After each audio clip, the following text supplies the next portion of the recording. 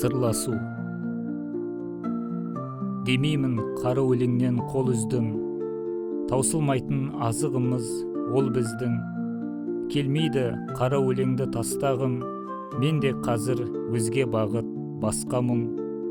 Бізге мәлім бор кемік кім, алып кім, жеңіл әндер соры болды халықтың. Оралса екен шәкәрімдер қайтадан, қуыс кеуде ойсыздардан жалықтым.